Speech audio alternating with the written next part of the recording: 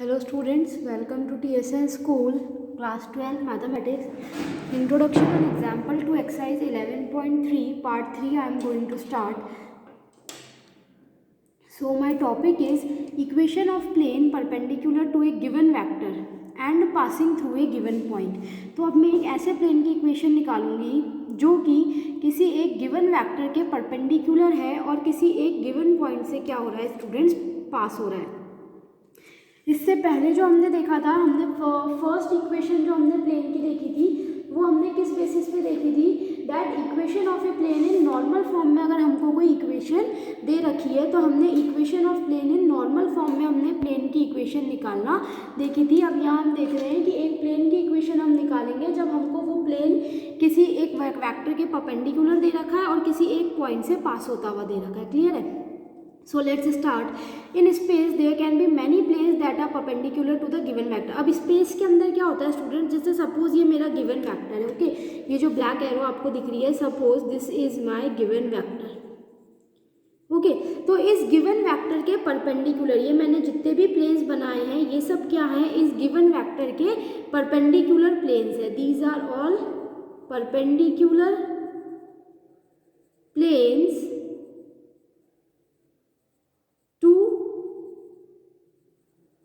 Given vector. तो ये सारे प्लेन्स जो हैं ये क्या है, ये जो हमको वेक्टर गिवन है इसके परपेंडिकुलर है और ये बहुत सारे हैं, okay. But through a given point P, अब मैं एक पॉइंट फिक्स कर देती हूँ कि Px1, y1, z1, तो इस पॉइंट से पास होने वाला और गिवन वेक्टर के परपेंडिकुलर कितना प्लेन होगा, सिर्फ वन सच प्लेन। उस केस में मुझे सिर्फ ऐसा एक ही प्लेन मिलेगा। तो अगर मैं दो कंडीशंस फिक्स कर देती हूँ कि एक तो जो हमारा प्लेन है वो किसी गिवन वेक्टर के परपेंडिकुलर है एंड सेकेंडली वो किसी पॉइंट से पास हो रहा है, तो ऐसे केस में मुझे क्या मिलेगा, सिर्फ एक ही प्लेन मिलेगा।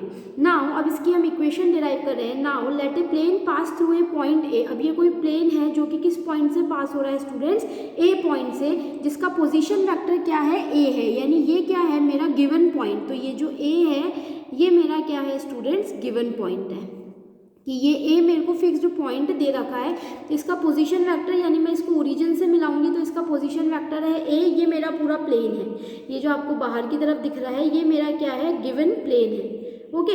सो इस प्लेन की अपने को इक्वेशन निकालनी है और ये वेक्टर है, this n is nothing but this n is the given vector, जो कि परपेंडिकुलर है किसके, इस प्लेन के परपेंडिकुलर है। देखो मैंने यहाँ 90 डिग्री का एंगल बनाया, this is perpendicular and perpendicular to the vector n. जो प्लेन है वो इस वेक्टर एन के परपेंडिकुलर है और इसका ये प्लेन पे एक फिक्स पॉइंट मैंने ले लिया है ए।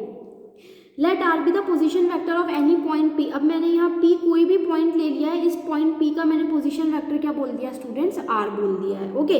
द पॉइंट पी, ये मैंने पूरा डायग्राम आपको एक्सप्लेन कर दिया। इसके बेसिस पे ए गिवन पॉइंट है, this is given vector, this is plane जिसकी इक्वेशन हमको निकालनी है।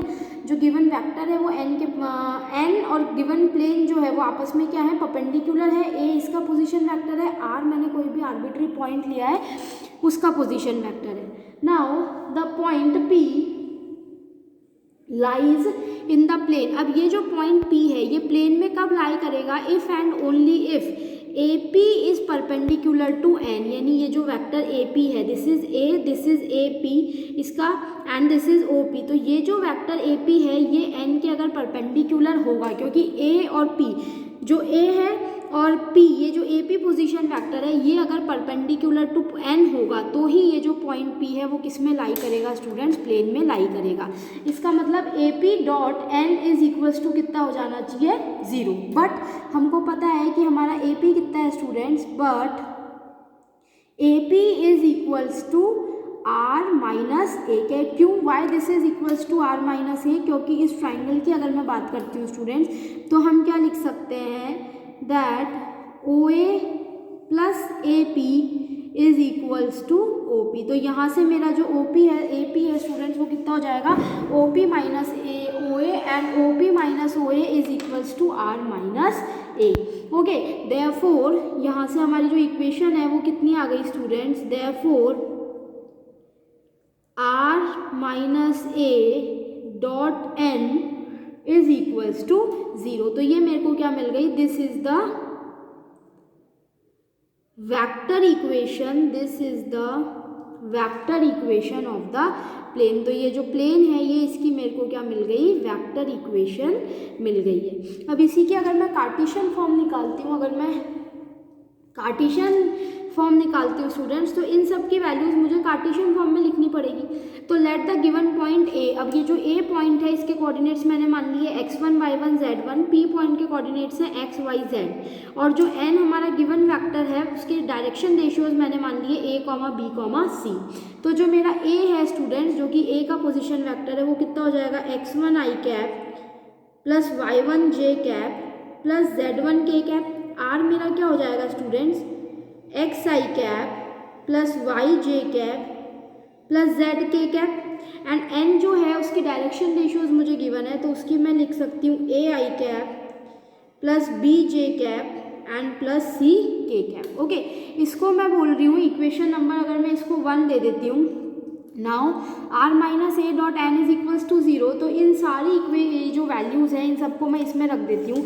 Now what is r minus A, r minus A is nothing but x minus, so x minus x1 i cap plus y minus y1 j cap and plus z minus z1 k cap. इसका मैं dot product किससे करूँगी students, A I cap plus B J cap and plus C K cap is equals to 0। Clear है। तो जैसे ही हम इसको solve करते हैं, दैट इज जो हमारी इक्वेशन है वो कितनी आ जाएगी students, a x minus x1 plus b y minus y1 and plus c z minus z1 is equals to 0। Why, because we know that i cap dot i cap is equals to j cap dot j cap is equals to k cap dot k cap की value कितनी होती है students 1।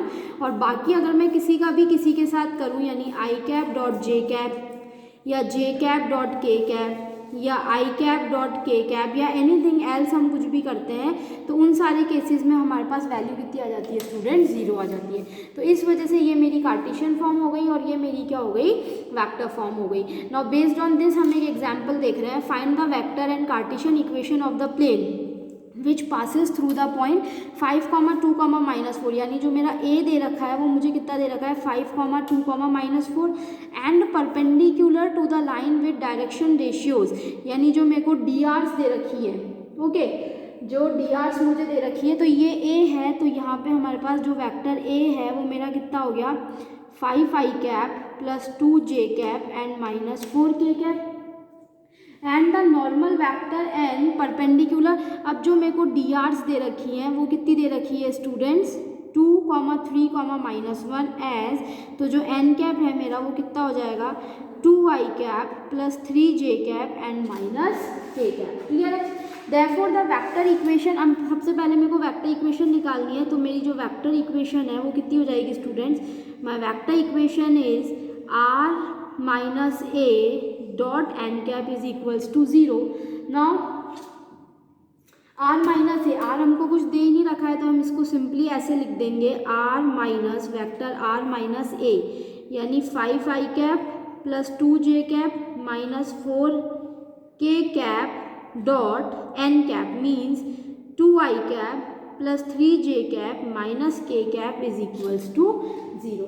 तो ये तो मेरी क्या हो गई स्टूडेंट्स, इसकी वेक्टर इक्वेशन आ गई। नाउ ट्रांसफॉर्मिंग 1, अगर मैं इसको इक्वेशन नंबर 1 बोलती हूँ, तो ट्रांसफॉर्मिंग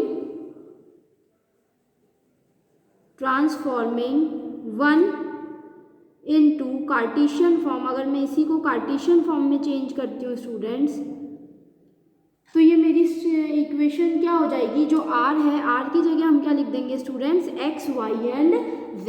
तो ये हो जाएगा x minus 5 i cap plus y minus 2 j cap plus z plus 4 k cap and this is equals to dot इसका 2 i cap plus 3 j cap -k cap is equals to 0।